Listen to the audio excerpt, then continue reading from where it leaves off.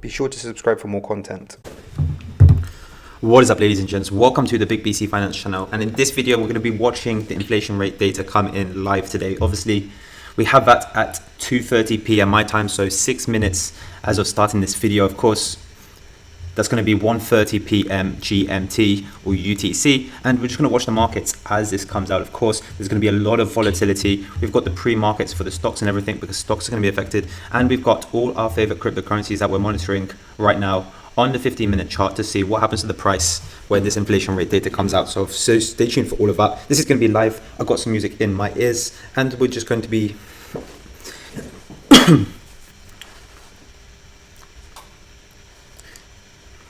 and I'm just going to be watching everything and commenting on the prices as the inflation rate data comes in. So stay tuned for all of that, guys. And yeah, just enjoy the ride. So these are the pre-market. So this basically tells us what investors think right now. Of course, when the inflation rate data comes out, we'll know exactly what investors think. And we could potentially see in very good inflation rate data and all these pre-markets will go very, very green.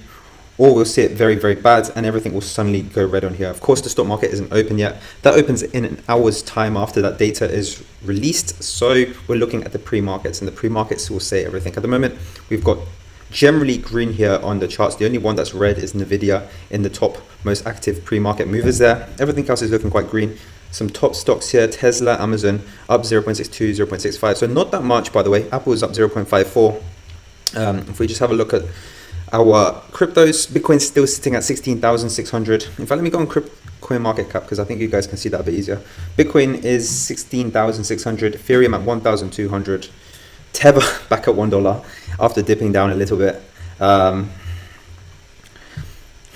Where's the rest? Dogecoin at 8.2 cents, 8.3 a little earlier today, but still nicely above where it was 2-3 weeks ago. Solana at 15, so it's pumped a little bit from its bottom. Luna Classic, where are you?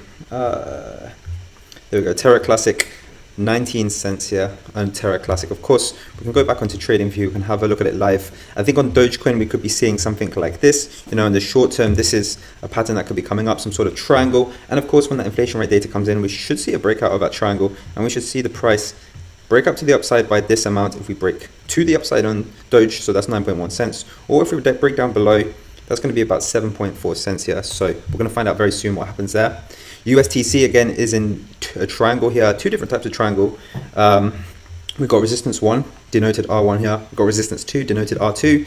And if we break out of the triangle formed by R2 and the support that we have going down here, then we should see a price target of around 3.15 cents here on USTC. And if we break out of the triangle denoted R1, and we see an increase in volume, let me just get the volume indicator back up. So if we see an increase in volume, when we get to R1, then we should be able to reach 3.5 cents here on USTC. So of course, we're looking for that increase in volume. We're looking for a lot of momentum and stuff to drive the prices higher. If R2 looks more reliable, then we would set our price target for 3.15 cents. If R1 looks more reliable, we should set it at 3.5 cents up here. Solana at 15, we've just broken through this trend line going down, and now we're following this channel. So things are looking decent here on Solana. Of course, this is a very short time frame, so everything could change. This could also, guys, be some sort of flag. This could be a bear flag, so that means we could be heading low on Solana. And if this is indeed a bear flag, then that is quite bearish because we should see this price target come out below this bear flag after that inflation rate data. So $11.3 here on Solana. So this is the pattern that I'm seeing right now. Obviously, before I said it could be some sort of rising wedge, and we did kind of see it, but it didn't quite complete the pattern there. So we kind of saw something like that before. But now I'm seeing a bear flag, or we're seeing a nice bullish channel going up here. And Luna Classic still in this rising wedge as well. We're still here on Luna Classic on the rising wedge. The inflation rate data is going to come out in 1 minute. So let's go onto BTC for a bit and just monitor the charts from here. Let's keep refreshing this economic calendar to get that data up. Oh, guys, I'm a little bit nervous. That's crazy. Look at that.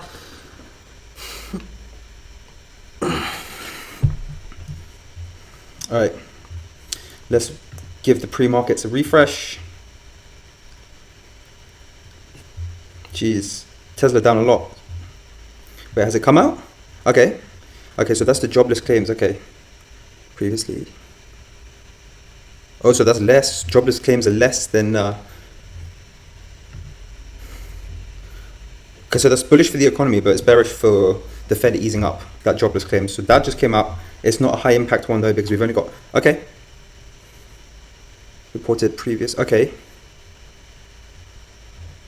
Wow, wow, that's really good. Okay, no, that's really good. That's really good. We got lower than expected inflation. Oh my goodness me, the market should be going crazy, right? All right, let's see what. Wow, there we go then. Oh my goodness me. Oh my goodness me. That is really, really good news. So we're seeing less than expected inflation. This is exactly what I said. Forecast was 8.1, consensus was 8%. We actually saw a lower than expected inflation rate. So when we see that next Fed meeting, we can have a higher chance of seeing a more dovish stance there with these interest rate hikes. Because that's the thing that is killing everything on the markets right now, guys.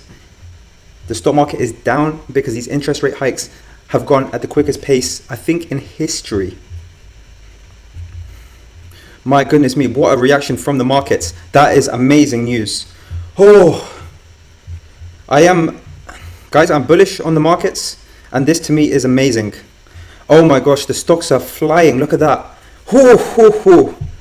Goodness me, goodness me, goodness me. Here we go. So we've seen a breakout on USTC to the upside. Dogecoin, we've seen a breakout from that triangle. Wow. Wow. Amazing, amazing, amazing. What other coins? Lunar Classic, let's see how you are doing. Yes, we're still, Lunar Classic is tough because we could still be in this rising wedge. It's not concrete. This upper trend line isn't looking too solid. You know, it kind of gets intersected a few times. So a rising wedge is typically bearish, but you know, hopefully we do see price going in an upwards direction. So if we ignore that, for example, hopefully we keep seeing Lunar Classic go. If we can get to this trend line here on Lunar Classic, this yellow one here, then and break through it, that's going to be very, very good. That means we can be going in a more bullish trend here on Lunar Classic. Just have a look at that 100 EMA. So we're not far from the moving average there, the 100-hour moving average on Lunar Classic. If we can get past that, we've definitely got a good shot of going in a more upwards direction. Obviously, the inflation data was very good, so that is very, very good news for the markets. We should see a more bullish direction being more possible now in the markets because that inflation data came out less than expected. Wow, the stock market is absolutely green. That is amazing. That's very bullish, guys. That is an amazing print. That is an amazing print. So wow, guys, I'm speechless. That is a lot less than I expected. I thought it might be on the dot because have a look at this. If we have a look at the previous interest rates, you know, last time we printed 8.2, they said it was going to be 8.2 as the prediction. So, you know, I thought 8.1, 8% maybe would be kind of realistic since we've done the same interest rate hikes that we did in September and we did in August as well. But holy moly.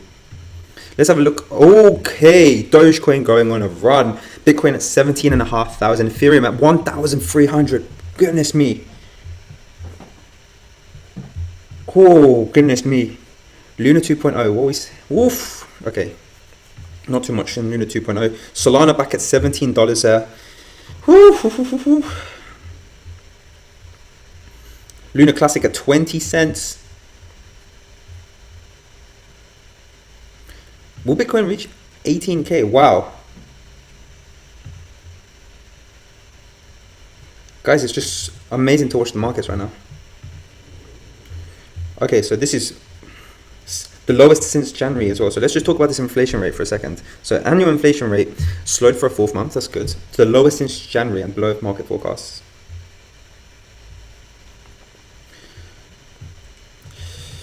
With the indexes, the index for shelter contributed over half the monthly of all items increase, with the indexes for gasoline and foods also increasing. Okay.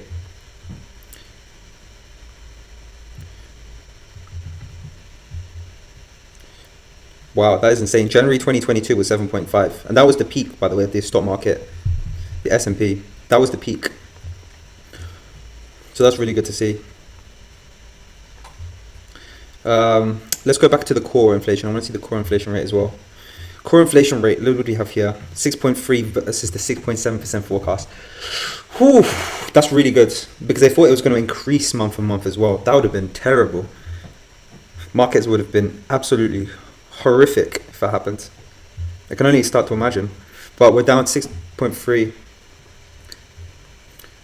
So it's the same, still the same as August there. So still not great on that front, but you know, we could be peaking on that front. We could be peaking. We could have peaked in September at 6.6 there. Wow. Well, let's see what the news says for CPI. Bitcoin, okay. Recession is over, inflation is gone.